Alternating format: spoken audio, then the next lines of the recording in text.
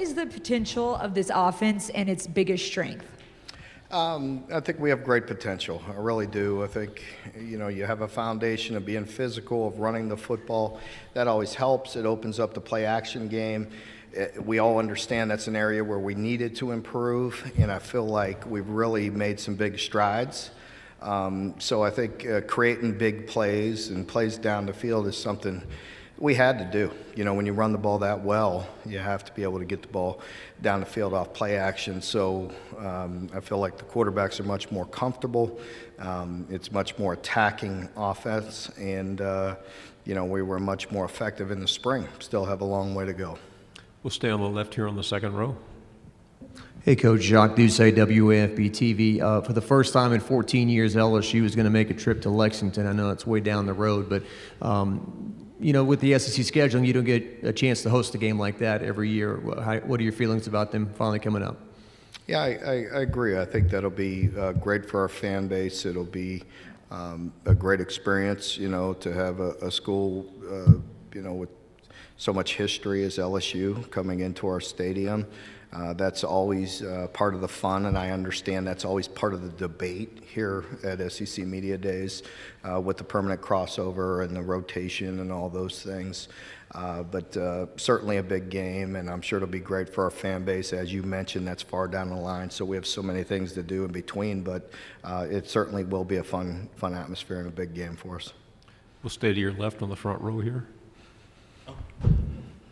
Hey, Coach. Anthony Patterson with the Atlanta Voice newspaper. You had receivers Wandale Robinson and Josh Ali working out for the season because, just like you, they're excited for the offense, everything they can bring to the table as well. What are your thoughts just on them working so hard just to get ready in this offense? And what do they bring to the table to that Kentucky offense? Yeah, very pleased with both of those guys. Starting with Josh deciding to come back for the extra year, that was very big for us because we are not as deep as we'd like to be at the wide receiver position. And Josh is extremely talented and maybe didn't get as many touches because of the offensive system that we had. And so having him come back was a big boost for us. He had a great spring. He's a guy that has really good top-end speed. He's working extremely hard. He's a great leader. And so very pleased to have Josh and really excited about his opportunities this fall. With Wandale, he's new to our program. He's a guy we're very familiar with. I recruited him extremely hard out of high school, but came back home, transferred back from Nebraska, and so grateful to have him on our team. You felt his presence each and every day during spring. He was electric. He's a guy that just has another gear. And, so really looking forward to getting him some touches and getting the ball down the field.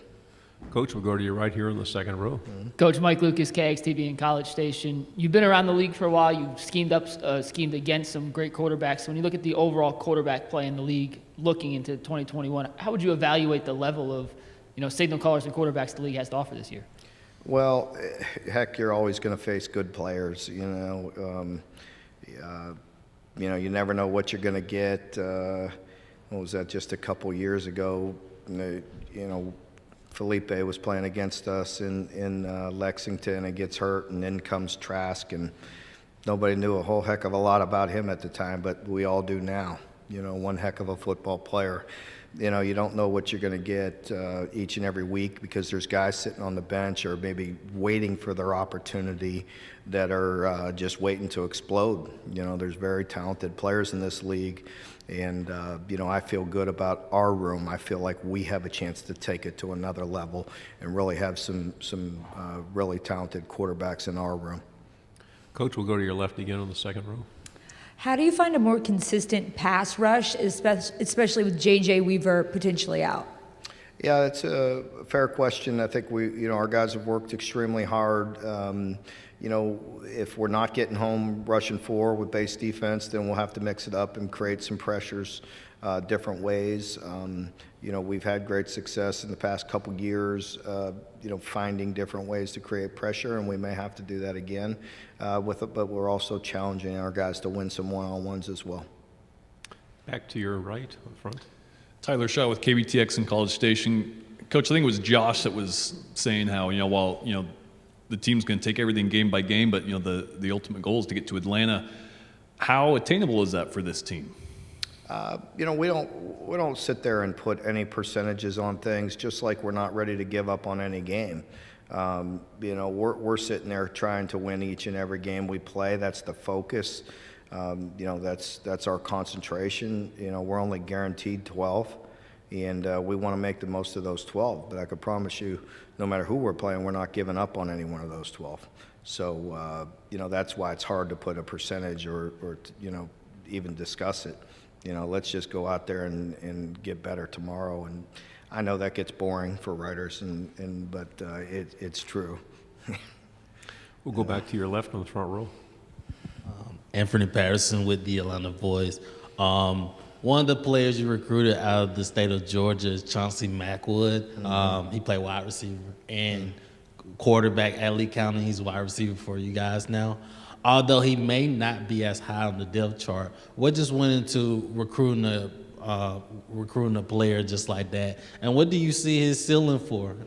Yeah, we're very pleased with Chauncey. He was here in the spring, so he was an early graduate and went through spring practice, and we were very pleased. You could see the progress he made from the first practice to the last, and he will be ahead, for that, for having the opportunity to spend a spring with us, and very excited about him, and I think he has a bright future. Coach, to your left on the second row. Coach, I wanted to ask you about the addition of Dare Rosenthal to your team. How is that going? And secondly, your view on the transfer portal. Is it kind of a double-edged sword as a coach? You want to tell guys, hey, stick it out, keep working hard, but then you can also benefit from it as well, taking in new players? I think it's definitely a double-edged sword at times. You got to manage it the best you can. You got to manage your roster.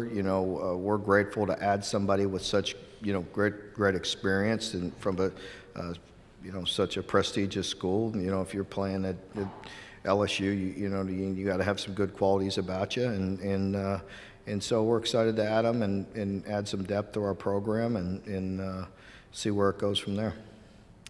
To your right on the front row again. Coach, when you look at, going from 2020 to 2021, what's the one, part or area of this team that you feel confident has improved or will improve the most this season? Well, I think, it's obvious it had better improve is the pass game.